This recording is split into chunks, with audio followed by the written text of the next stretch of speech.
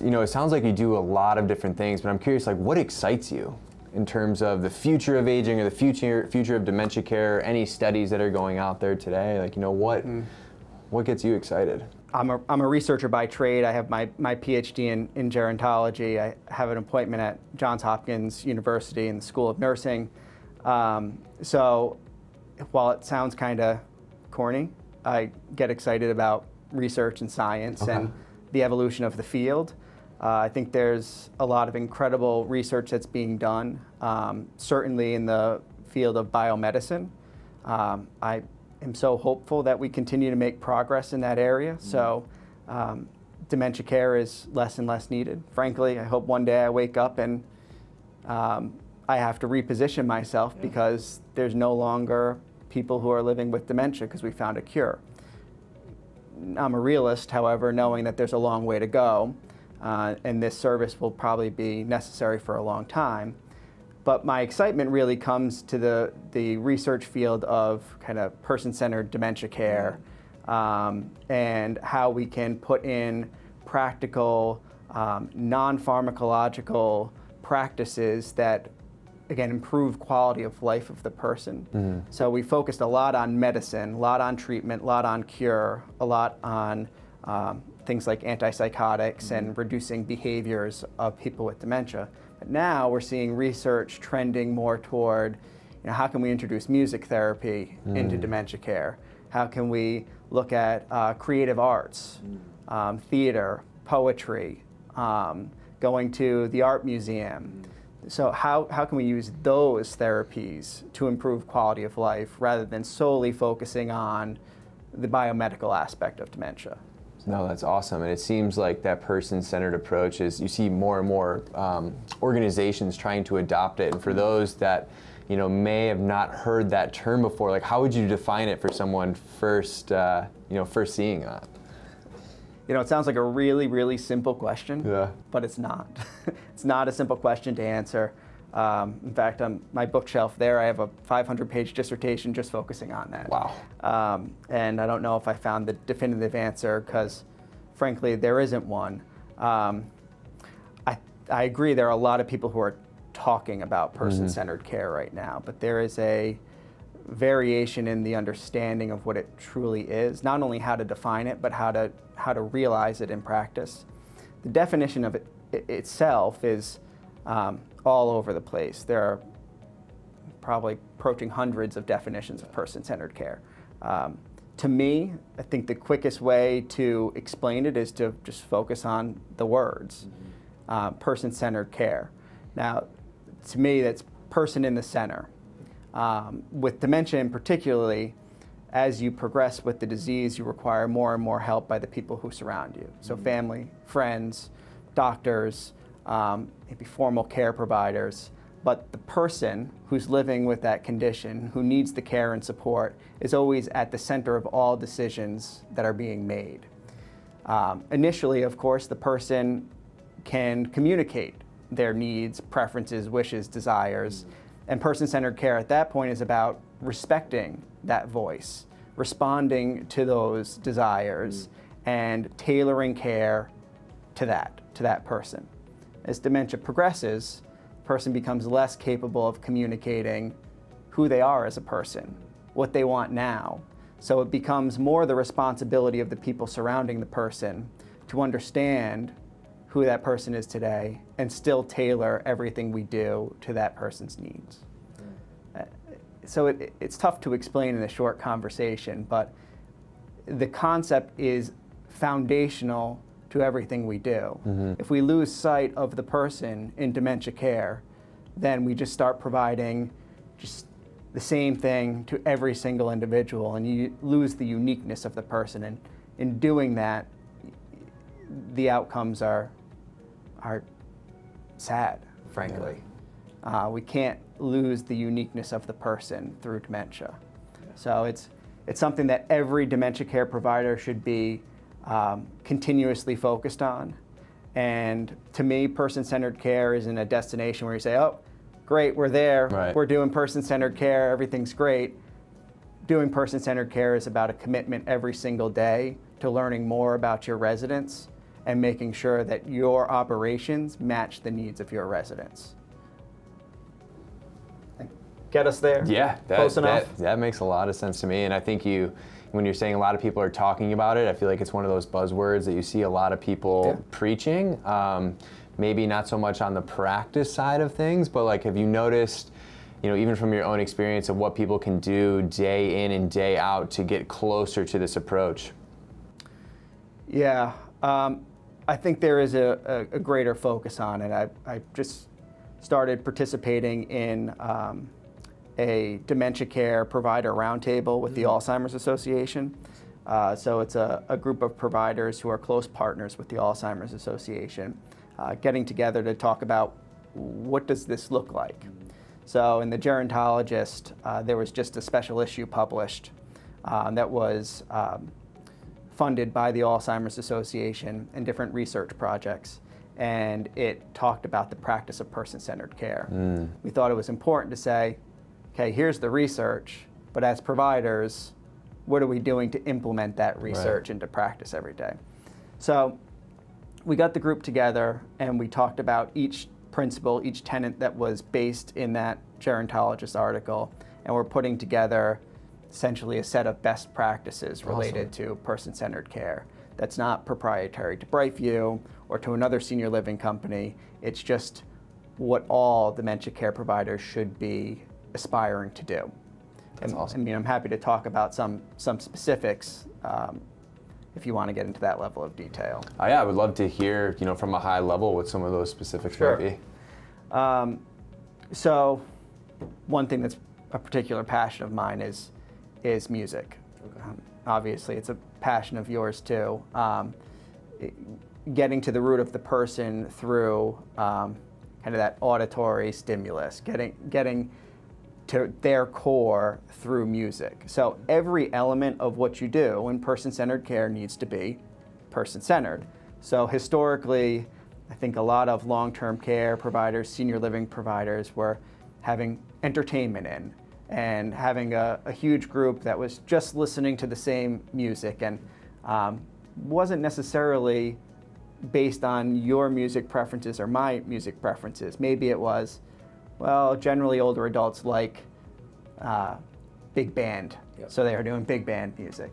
But as we get an increased diversity of residents in our communities, it's important to target what each person likes as it relates to music. So we at Brightview have developed a program called Mind and Music. So it uses an Amazon-based system to build playlists for each of our residents that are tailored to their musical preferences. So it's person-centered music therapy. Awesome. And we, of course, engage certified music therapists to create music. We also do the entertainers and the big group and the dancing and the sing-alongs. But music therapy, music engagement in the eyes of person-centered care is not one of those things. It's all of those things together. Right. And what sort of impact have you seen your program have on your residents' quality of life? It's extraordinary.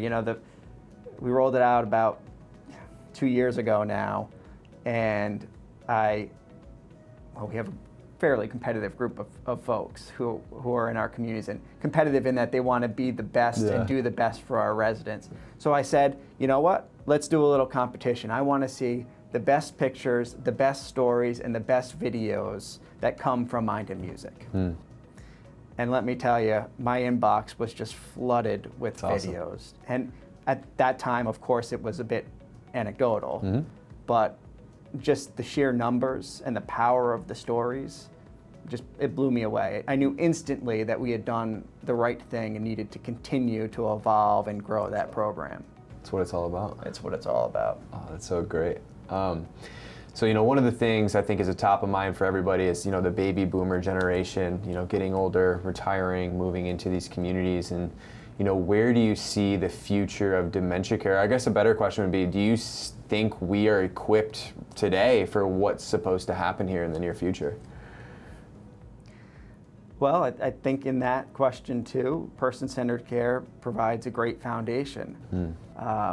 Obviously, the baby boomers are different as a generation from the population we serve today. Yeah. But if you follow and implement person-centered practices, your organizational practices will naturally evolve to the needs of your residents. So yeah, the baby boomers will have different tastes in music, will want different amenities and different services, will have potentially different advanced directives related to diseases. But if you're a company truly doing person-centered care, you'll evolve with the baby boomers. Today we don't serve too many baby boomers, but I think it's important to note that there are baby boomers who are living with dementia. And while not all of them are in senior living, many of them need care and support. So the field of dementia care, I think, is evolving to the needs of baby boomers, in part because they're a younger population than most are accustomed to working with. My mother was a baby boomer. We lost her last year to dementia at the age of 67. Wow. So while it's still a small segment of the dementia population, baby boomers are in there. Yeah. And we need to make sure that we are all paying attention to their needs and serving them in the best way we can. One of the most interesting initiatives, in my opinion, is Dementia Friendly America, which the premise of Dementia Friendly America is that it's the responsibility of everyone in our society to understand dementia, be educated enough, have enough skills to support those in our community who are living with those early changes. So educating first responders, educating store clerks, bank tellers, making sure that everyone can identify potential signs and be there to help and support that person if they need it. I think it's extraordinary. In fact, some of our Brightview communities, like Brightview Concord River in Billerica, Massachusetts, are working with the local officials to participate in those initiatives locally. That's awesome. I think it's incredible. No, that's so, yeah, it's so powerful when as an entire society or entire culture we can get behind those things and really, be a part of that and really improve that. I think one thing that is currently but will continue to influence that are the voices of people who are living with dementia. I agree. With earlier diagnosis, a better recognition of those early signs, we're seeing people who are speaking out. We just talked earlier about our mutual friend Mike. Yeah. People are getting out there. They're advocating with the Alzheimer's Association or the Lewy Body Association. They're working with the Dementia Action Alliance. They're doing public speaking. They're writing books to say this is what it feels like to live with dementia. So it's raising societal awareness. The movement of the disability movement, Nothing About Me Without Me, is now translating into the movement related to dementia. Still, nothing about me without me. Yeah. So the Alzheimer's Association having research conferences, and their early stage advisor, someone living with dementia, is there to advise that group. It's a fundamental shift in how we look at dementia in our society. And beyond that, more selfish for me, I rely on the true experts, those living with dementia, to inform the practices at Brightview, to better empathize, to better understand their needs as a person. So when and if they need Brightview, we're ready to serve them in a person-centered way. I love it. No, that's so powerful, and it makes so much sense too. And we talk about our mutual friend Mike, and we were talking to him, and he basically said his purpose now is just to help reduce the stigma of those living with dementia and just improve that quality of life. And I'm wondering if there's any stigmas you've seen come out of society or movies, television, of someone living with dementia that you would say are just false and we need to change as a society. There's a lot. Unfortunately, there's a lot. But it's no one person's fault. I mean, it's a lack of, I think, knowledge and awareness at this point. Thus far, our cultural narrative of dementia has been very negative, around costs, around decline and loss. And while there is a cost, while there is decline and loss, that narrative needs to be better balanced with the true realities of dementia, which, in my opinion, based on interacting with Mike and others is, while there are struggles, anguish, pain, losses, there's still a life to be lived. When you receive a diagnosis, it doesn't mean that it's the end of your life. It's certainly a painful thing to hear, was for our family. But we worked really, really hard within our family, knowing that the more we did to support my mother, the more she could continue to do in the face of dementia and lead as full a life as possible. It's a tough journey. Yeah. It's a really tough journey, but raising that awareness that a diagnosis doesn't mean late stages of dementia. It means a person has their own journey that they still have to walk, and we have to be there to support them every step of the way. That stigma, more than others, I think is really detrimental to care planning, to family dynamics. You can't assume that with diagnosis, the person is gone and so is their life with it. That's really detrimental belief, and I think we need to work together to change that perception. Yeah. We talked about some of the associations, that we could work together to help defeat those stigmas, but any other groups that you think are doing great work or to help with that? Besides Brightview and Eversound? No, honestly, I think that the vast majority of people who are in this space are in this space for good reasons. Yeah, I would agree. I mean, they care deeply about this work. There are always the bad eggs, but generally speaking, I love partnering with others who are committed to doing the right thing for people living with dementia. It's not something that we can do alone. If we're going to truly have global influence, global change, we need to be working together. So I won't name any additional organization, but I think that a lot of people out there are doing the right thing and unselfishly working together to improve the lives of people who are living with dementia. Oh, that's awesome. And one of the questions I always like to ask, what do you know today that you wish you knew 10 years ago, or maybe when you were first getting your bachelor's degree in psychology? Yeah. Oh, you did your research too. Oh, wow. That is so much. It's a really tough question. You mind if I'm a little personal with it? Of course. Besides your investments you would have made back then. Yeah. 10 years ago, my mother was kind of newly sick, had a lot of physical changes, a lot of neurological changes. And I spent years looking for the solution. We went to doctor after doctor after doctor. I can't tell you the number of neurologists or specialists that we saw related to autoimmune, just looking for an answer, looking for a solution. I wish I had known or been more confident in the realities of what she was living with. Yeah. My mother came to the realization that she was living with dementia far before we all confronted that reality. She used to say, "Patrick, I know I have Alzheimer's disease." Unfortunately, she was a case of an individual who wasn't believed. She was young, so smart, high intelligence, very successful woman. Every time she went into a doctor, she was doubted. She was told, "You're depressed." She was told, "It must be physical," or "You must be making it up in your mind."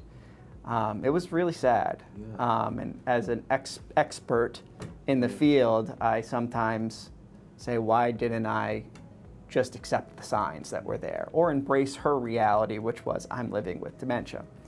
So we spent all of that time, and I say this personal story because I think she's not the only one going through that struggle, seeking a diagnosis. But she struggled all the way to the end of her life, and so much so that she asked to find out for sure after she passed. And we respected her wishes, and she was right. She was living with advanced Alzheimer's disease. That's what ultimately led to her death. Wow. And I think that families need to work within our medical profession and be persistent about the challenges your loved one's experiencing and not give up seeking the right answer. But the key to the story here is, at some point you have to step back and just live in the reality of what's going on and make sure that you make every day special, regardless of diagnosis. Yeah.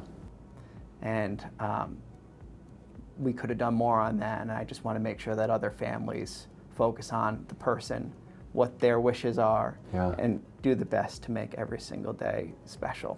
Yeah. Wow. Sorry. No, that's The powerful. 10-year mark, it was an important mark, Yeah. and that's what came to my mind. No, that's awesome. I appreciate you sharing that with us. And, you know, I think just one of the things I'm curious about with, you know, living through this with your mother and seeing it happen firsthand, like how do you think that impacts, you know, how you guys are doing it here at Brightview? A lot, honestly. When she did start to get more affirmation that it was really happening, Yeah. that while what type of dementia was not known, she had some cognitive impairment and dementia, I gained the family perspective. Yeah. I teach all over all of our communities, probably thousands of associates at this point. Yeah. And I started to realize that it's one thing to teach associates how to be great dementia caregivers, Yeah. and they're very good at it. But what's different about them and a family member is they don't necessarily have that long-term family baggage history. I teach associates to validate the person's emotions, validate what they're saying. Don't disagree, validate it. Mm-hmm. My mother would tell me that she just went to the grocery store. I'd been with her for hours, and you want to know what my response was? Ma, you didn't just go to the grocery store. I've been here the whole time. Yeah. We've been sitting right here, which is the opposite reaction that I should have had. Mm-hmm. And I'm the person who's leading the charge, Right. developing the trainings. I intellectually know what's right and how to respond.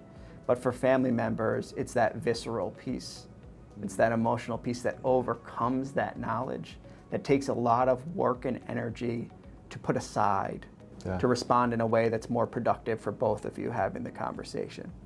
So what I've gained through my personal experience is greater empathy for the families who are going through this dementia care journey. Wow, that's awesome. Well, I know we're running out of time here. Is there anything else you'd like to share with our viewers? Any parting words of advice? Whew. Well, one, I want to thank you and Eversound for introducing me and to your viewers and to giving me the opportunity to tell a little bit of my personal story and to tell the Brightview story. All I would say is that we have to reimagine what life is living with dementia.